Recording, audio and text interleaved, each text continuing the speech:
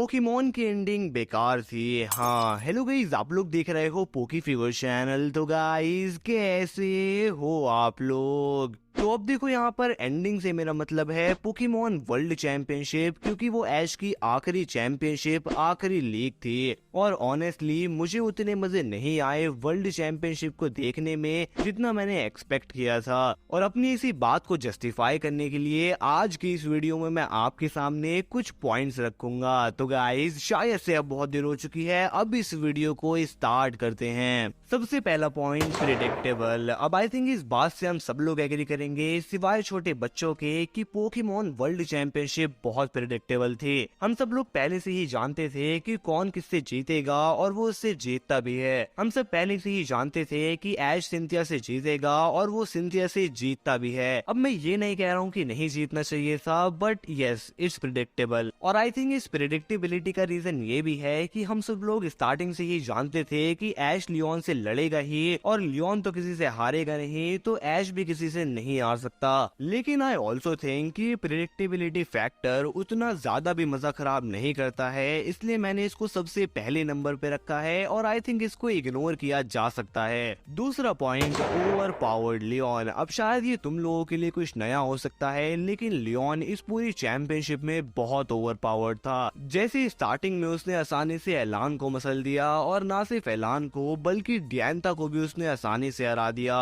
अब देखो, जहाँ पर चीजें एक तरफा होने लगती हैं, वहाँ पर इंटरेस्ट ऑटोमेटिकली कम होने लगता है, चाहे क्रिकेट में हो चाहे पोकेमॉन में। मुझे प्रॉब्लम सिर्फ इतनी सी है कि ऐश वर्सेस एलान वाले मैच के अलावा लियोन को कहीं स्ट्रगल करता हुआ दिखाया ही नहीं गया। लियोन ने सबको आसानी से हरा दिया, सारा फोकस जैसे सिर्फ ऐश वर्सेस लियोन पे हो, बाकी सब जाए भाड़ में। और इसी से ही आता है हमारा तीसरा पॉइंट, द ड्रॉबैक्स। लियोन को इतना ताकतवर दिखाने की वजह से ऐश वर्सेस लियोन के मैच में पोकेमॉन वाले जरिए ढूंढ रहे थे लियोन को हराने के। जहां पर ऐश वर्सेस सिंथिया वाले मैच में पिकाचू सिंथिया के स्प्रिटॉर्म से हार जाता है, वहीं पर ऐश वर्सेस लियोन में पिकाचू सिंट्रेंस और चार्जर्ड दोनों को हरा देता है। और फिर तुम बोलते हो कि मैच में प्लॉट आर्मर नहीं था। अब जो लोग नहीं जानते कि प्लॉट आर्मर क्या होता है, तो एग्जाम्पल के तौर पर एक मूवी की स्टार्टिंग में मेन कैरेक्टर नहीं मर सकता। क्यों? क्योंकि वो मेन कैरेक्टर है, उसके बिना स्टोरी नहीं चलेगी, और इसी को ही प्लॉट आर्मर बोला जाता है। और अब मैं आप लोगों को ऐश वर्सेस लियोन वाले मैच के कुछ प्लॉट आर्मर्स गिनवाता हूँ। सबसे पहला, स्टार्टिंग में लियोन का ये कहना कि ऐश गिमिक्स यानी कि डायनामैक्स, मेगा एवोल्यूशन और जी मूव का यूज कर सकता है। यहाँ तक कि वर्ल्ड चैंपियनशिप का भी रूल था कि तुम किसी एक ही गिमिक्स को यूज कर सकते हो, लेकिन नहीं, हमें तो तीनों से लड़ना है। और मैं बता रहा हूँ ऐसा इसलिए किया गया क्योंकि बिना तीनों गिमिक्स का यूज किए तुम ऐश की जीत को जस्टिफाई कर ही नहीं सकते। तुम मानो या मत मानो, लेकिन ऐश का आखिरी मैच बहुत अनफेयर था। दूसरा, मैच में एटरनेटस का आकर दोनों को गाइगेंटामैक्स देना।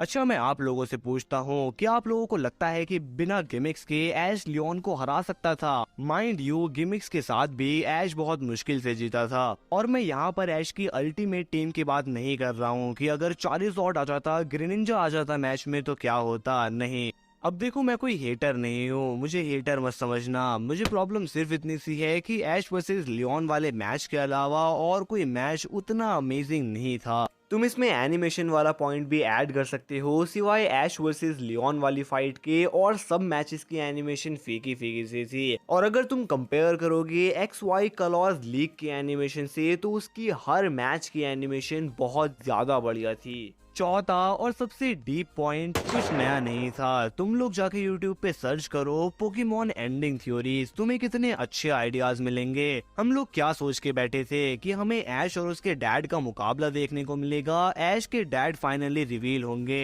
अगर हम ऐश के डैड को हटा भी दें तो कितना कुछ था दिखाने के लिए। तुम्हें एजे याद है जो पोकेमॉन के स्टार्टिंग के एपिसोड में दिखाया गया था? अगर स्टीवन की जगह ऐश वर्सेस एजे का मुकाबला होता तो ज्यादा मजे आते। ऐसा भी तो हो सकता था कि एक ही स्टेडियम में टॉप 100 ट्रेनर्स लड़ रहे हैं, और जो टॉप 8 उनमें से जीतेंगे वो मास्टर क्लास में जाएंगे।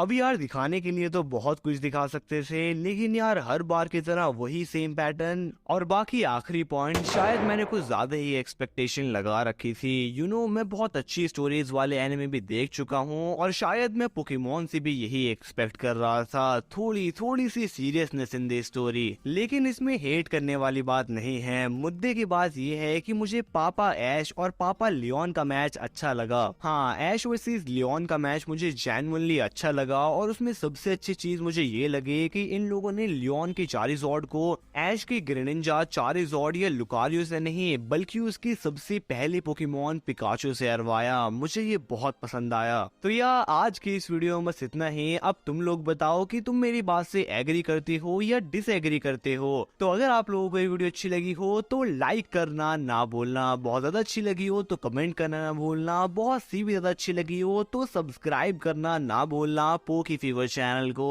तो गाइस अब मिलते हैं बहुत जल्द ऐसे ही इंटरेस्टिंग टॉपिक के साथ। तो तब तक के लिए bye and thanks for watching pokey fever.